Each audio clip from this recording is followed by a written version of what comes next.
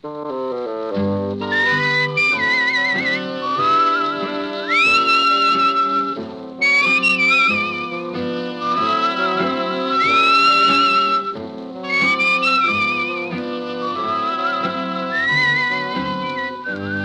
Dick Powell as Richard Diamond, private detective.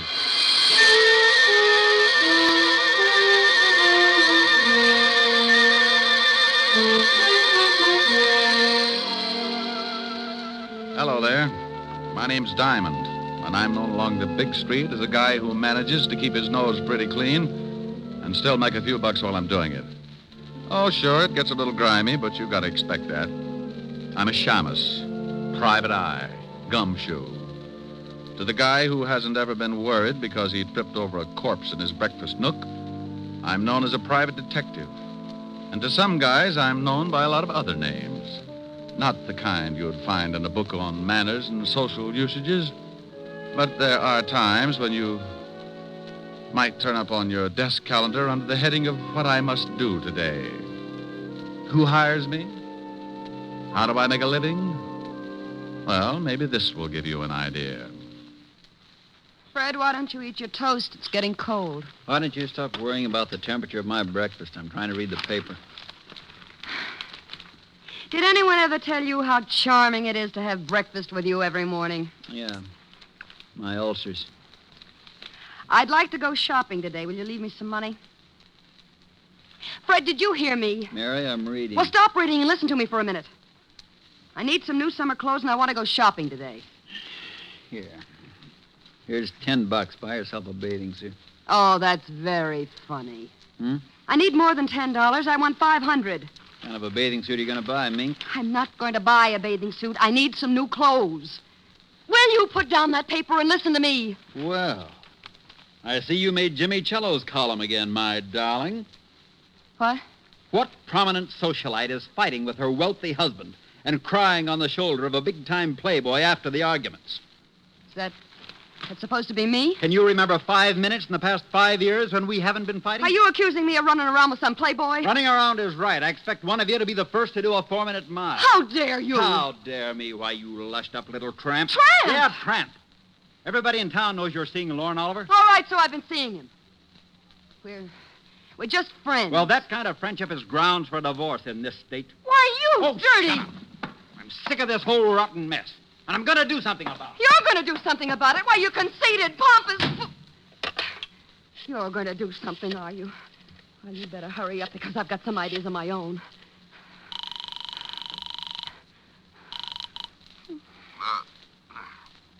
Yeah? Lorne, Yeah, Mary? I got to talk to you. What time is 10 it? o'clock. Well, it's still the middle of the night. Call me back This later. can't wait. Fred found an item about us in Jimmy Cellos' column this morning. He stormed out of here like he was going to kill somebody. Well, you're just the gal who can recognize the symptoms. Well, that's a nasty line. What do you want at 10 in the morning, Longfellow? Look, honey, I'll take care of Cello, and if that husband of yours gets out of line, I'll take care of him, too.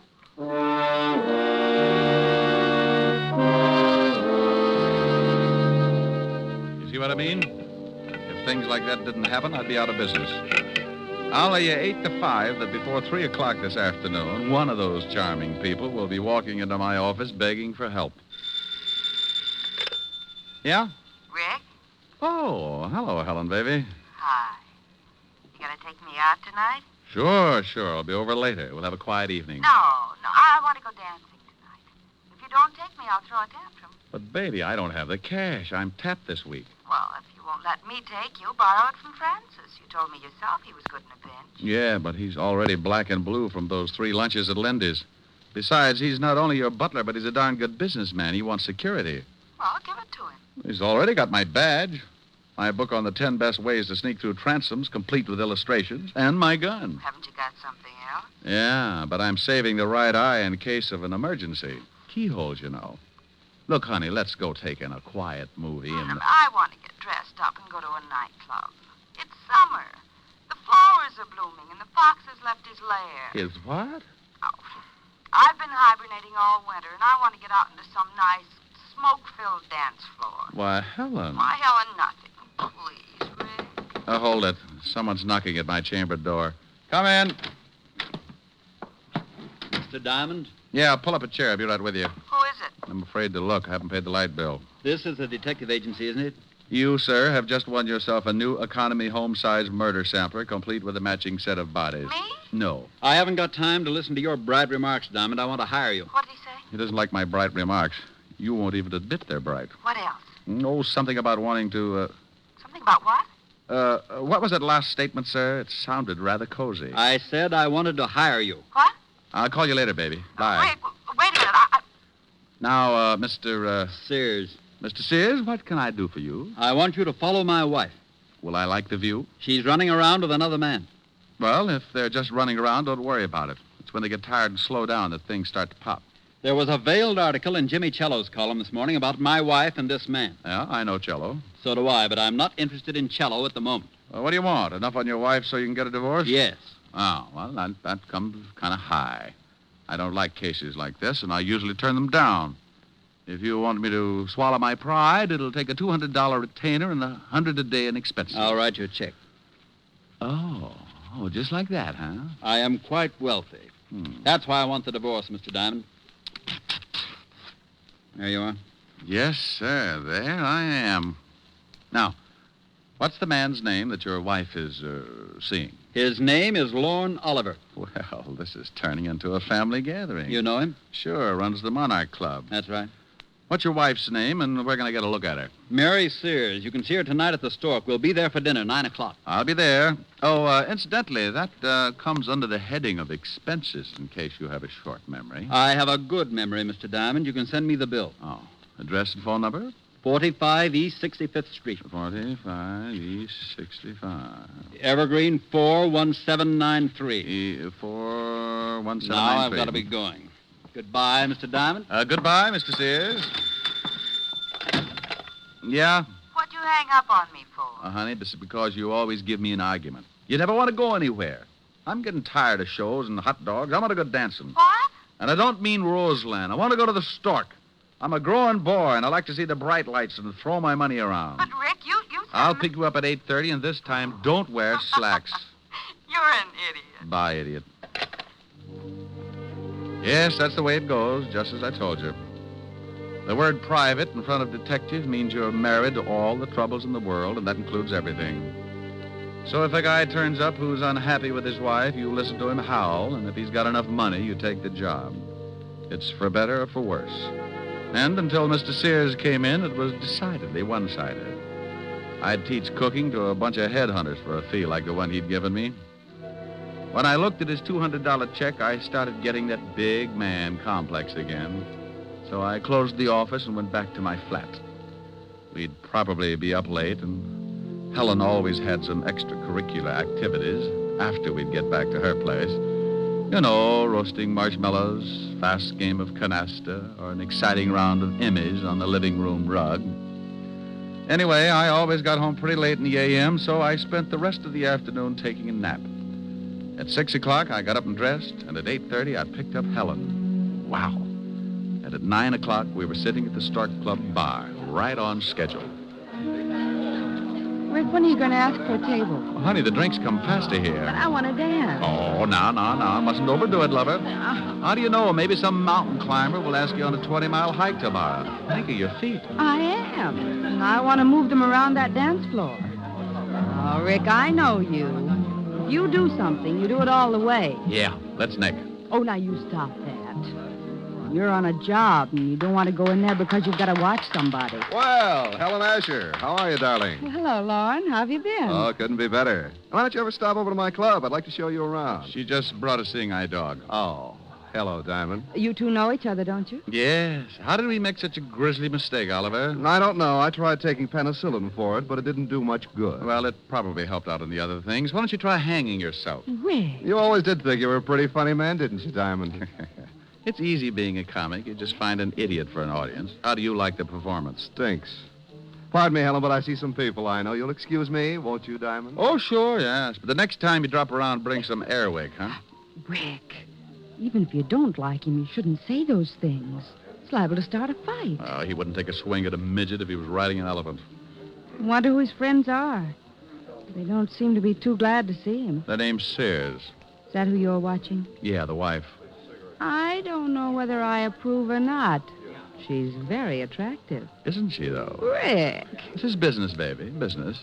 I'm only drooling because I haven't had anything to eat since this morning. Well, then let's get a table. You've seen her. You've observed what she's doing. Now let's get something to eat. Wait a minute.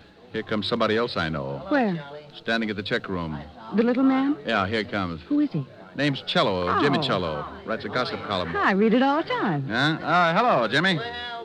Well, a Broadway shamus. Who's the lovely redhead, Diamond? Helen, meet James Cello, but be careful what you say. Jimmy, Helen Asher. Hello, Mr. Cello. How do you do? This an item, Rick? If I don't get us a table soon, she's going to make me give back her sorority pin. Oh, speaking of tables, I see some people I know. Nice meeting you, Miss Asher. Thank you. Goodbye, Diamond.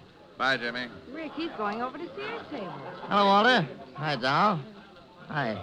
Well, good evening. What do you want, Cello?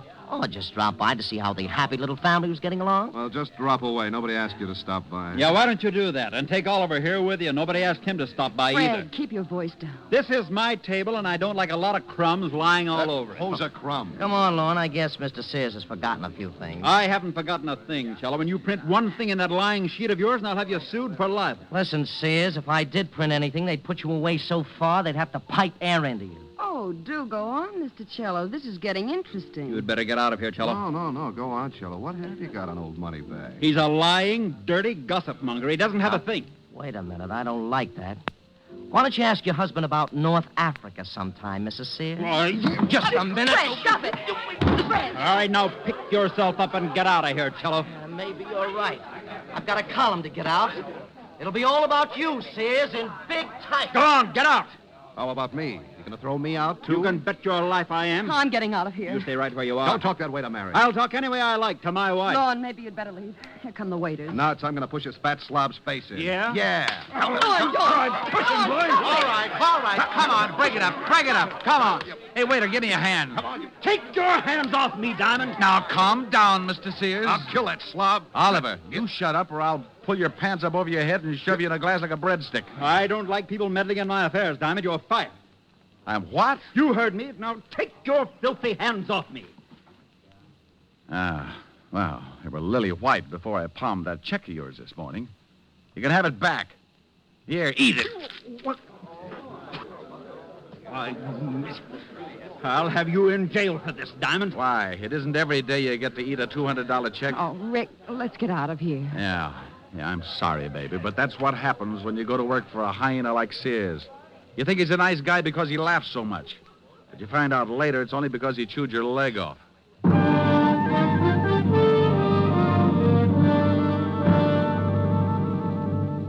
We left Sears still spitting out pieces of the check I'd shoved down his throat and headed for Helen's apartment.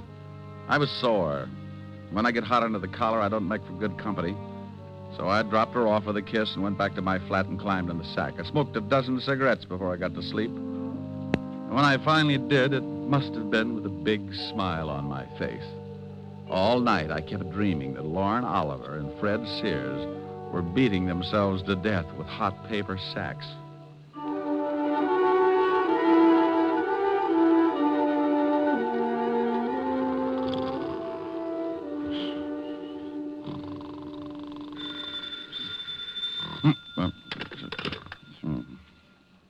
Yeah. Diamond, No, this is Sunshine Market. Lox popovers are our specialty. now you stop clowning and get over here right away. Walt? Lieutenant Levinson. Oh. Where are you? I'm in your office. Yeah? What if any clients come in, give them a good sales talk. Tell them how many people you've killed or something. There's a guy in your office now. Prospect? Depends on what you're talking about. I think his name is Fred Sears. Tell him to go home. He canned me last night. I don't think he'll listen. All right. So he's sore. He's got a right to be. He's dead.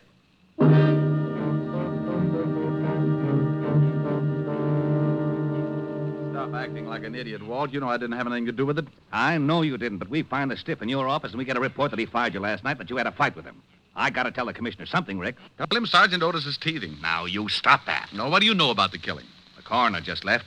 He said that Sears had been dead about 8 hours. The cleaning woman found him at 9 this morning and called us. That puts the time of the murder around 1 a.m. We found this clenched in the dead man's hand. What is it? An article torn out of the morning papers. Here, read it.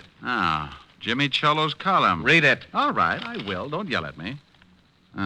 Fred Sears, wealthy import-export man, is having troubles. He's finding it hard to explain about his past doings in North Africa, and at the same time, he's finding it just as hard to explain his wife's interest in the local playboy, nightclub owner Lorne Oliver. Yeah. He got so mad at the Stork Club... Oh, I was there. He got so mad at the Stork Club last night that he took a poke at your columnist and then tried to beat up Lorne Oliver. Will this lead to a rematch between Oliver and Sears? We're having the whole bunch of them picked up. Walt, before you do that, give me a couple of hours, will you? Try to dig up your killer. I can't. You know what we've got to do. It's routine. Well, the commissioner's already having fits every time he hears my name. Now, look, Rick. Walt, I got a business to protect. And if he finds out the stiff was killed in my office, he'll probably haul in my license. Yeah. 1 hour, Rick. That's all I can give you. I got a job, too. Thanks, Walt. I suppose you've got an alibi for 1 o'clock? Call Helen. We were toasting marshmallows.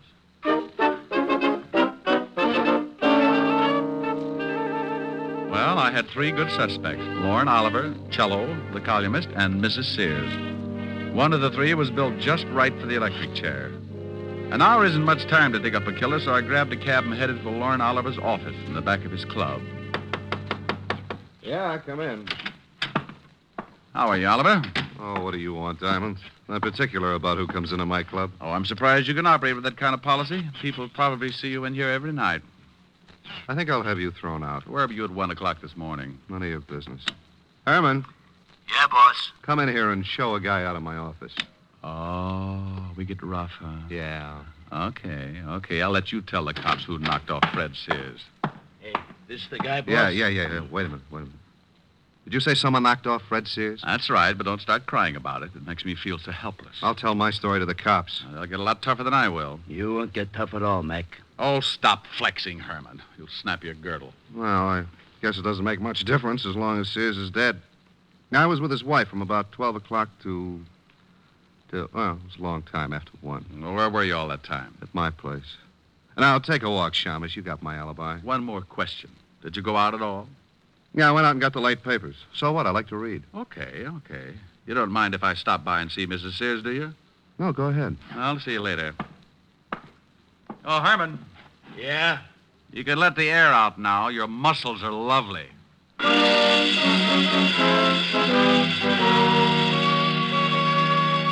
Well, Oliver had a good story if it checked, so that left me with 2 more stops.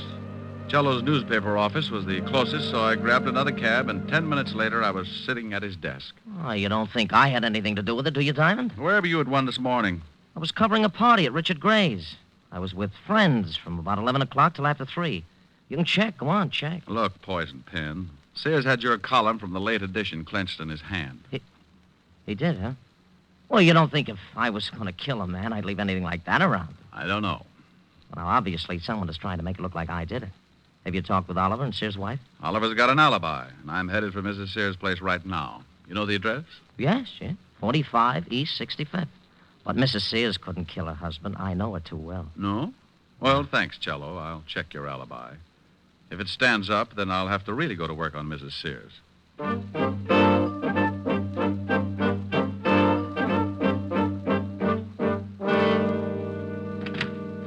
Yes? Mrs. Sears? Yes. Oh, you look even better up close. What's on your mind? You mean right this minute? Well, aren't you nice? Don't crowd me, though. I can keep up a pretty good average in this league. I'd say about 1,000. Mhm. May I come in? I think so, if you keep talking. I like to hear nice things. Well, you deserve them. But I can think of some nice things to say about a panther. We'll talk about my family some other time. Can I buy you a drink? It's a little early, unless you got some milk. Milk? Where's your husband? Oh, you know about him, huh? Oh, I'm sorry. It looked as though it might work into quite a friendship. Where is he? I haven't seen him since last night. Why? Is he a friend of yours? He's been using my office. Oh? Yeah, he died there last night. What? Everybody is so surprised. But, how? Who did it? That's what I'm trying to find out, lover. Where were you at 1 a.m.? That's none of your business. Okay, let the law drag it out of you. Goodbye, dear. Wait a minute. All right, I'll tell you. I was with a man named Oliver, Lorne Oliver. Oh, for how long? From about 12 o'clock to, well, much later. That's what Oliver says. Did you go out at all? Just to get the papers. That checks with Oliver's story, too. Did you go out alone? Why, no, I went with Lorne. He says he went out alone. Oh, well, yes, he did. I thought you said you went out with him. Well, that was later. Lorne was the one that went out to get the papers. Okay, what time is it? About 2. When you both went out or when Lorne went out to get the papers by himself? When Lorne went out. Oh, yes. Now I see. Well, I'll see you later. Come back again. Oh, I'll do that after you get over crying for your late husband. I'll keep my emotions down to a minimum. I'll bet you will. I left her standing in the middle of the room, looking after me like a vegetarian with an eye on a green salad. I closed the door and started down the hall for the elevators. For some reason, I never seem to get where I'm going. Hello. Oh. Now, while you're still tuned in, Diamond, I'll give you some advice. Stay away from Mrs. Sears. Now, I want you to be sure and get the point.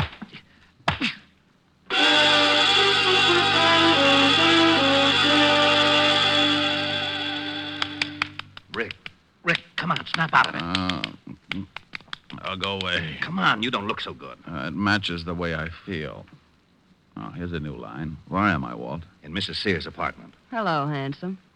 She heard the scuffle in the hall, came out, found you, and called me. Swell. Who did it? I didn't see him, but his voice sounded like a thug that Lauren Oliver keeps around to patty cake with. Oh, that was probably Herman.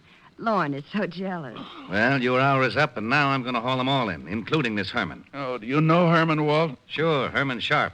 Got a record a mile long. Walt, if a guy wanted to hire a killer, where would he go? You know all the stoolies as well as I do. Yeah.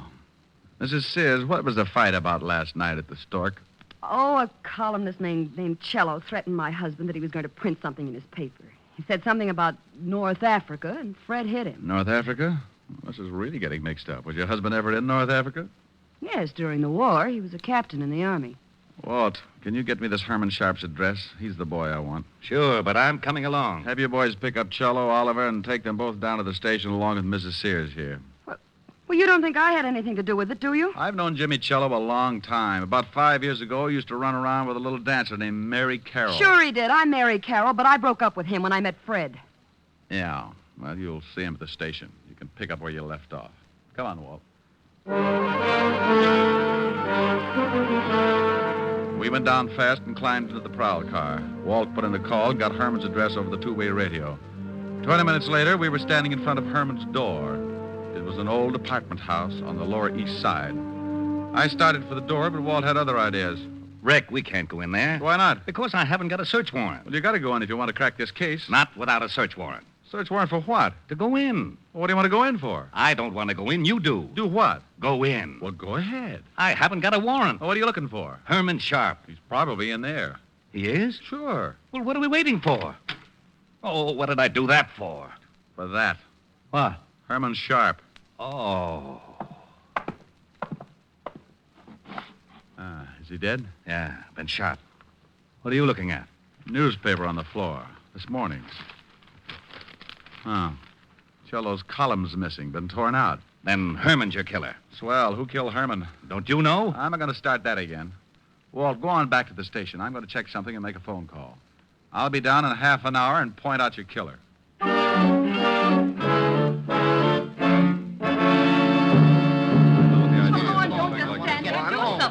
Now, calm down, everybody. This is ridiculous. I want my lawyer. You'll get one later. Relax, Oliver. They can't hold it much longer.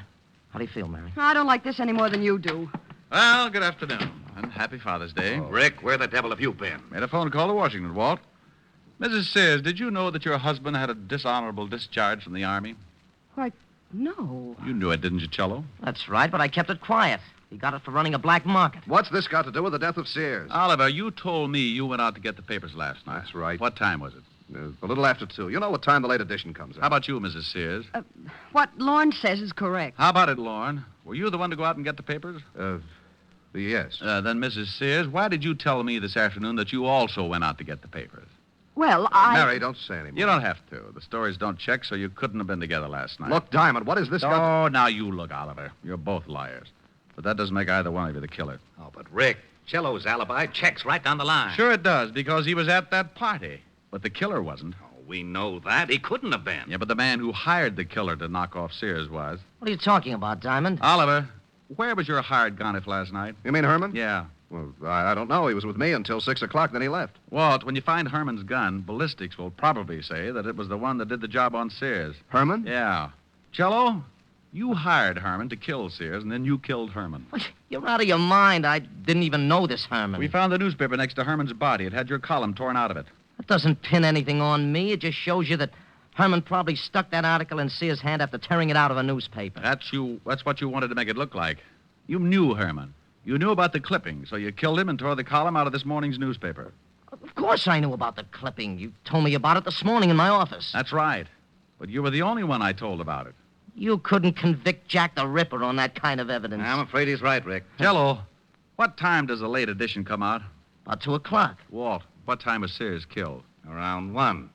Say. Yeah. The killer couldn't have gotten hold of that column at 1 o'clock. The papers weren't even out on the street. Well, then how did he do it? Only one man could have gotten that column before 1 a.m., the man who wrote it. Jimmy. He tore it out of the galley sheets. The proofs that are made up before the paper goes to press.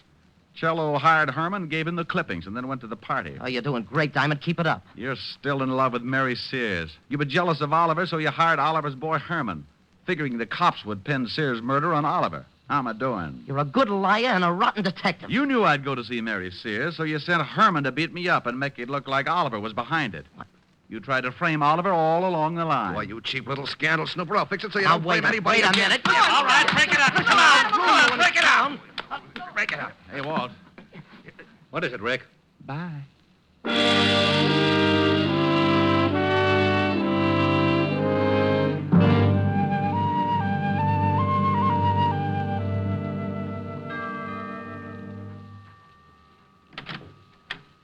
Oh, good evening, Mr. Diamond. Evening, Francis. Miss Asher in? Yes, sir. She's in the library.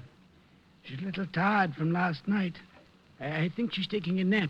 Well, I'll walk on my tippy toes. How about a glass of warm milk, Francis? I'm a little tired, too. Yes, sir. Right away, sir. Well, look at the little baby. Mm-hmm. Oh, hasn't dreamland. Poor little tired baby. The evening breeze caressed the trees tenderly. Oh, Rick. The trembling trees embrace the breeze tenderly. Hello, baby. Don't stop. All right. Close your pretty eyes. Then you and I came wandering by. Oh, wonderful. And lost in our sigh were we. Ricky. The shore was kissed by sea and mist tenderly. Ricky. I can't forget how two hearts met breathlessly. Ricky, come here. Your arms opened wide and closed me inside. Ricky, come here. What is it, dear? Just this. Here's your milk, mister. Oh, my goodness. Now, this time I refuse to blush.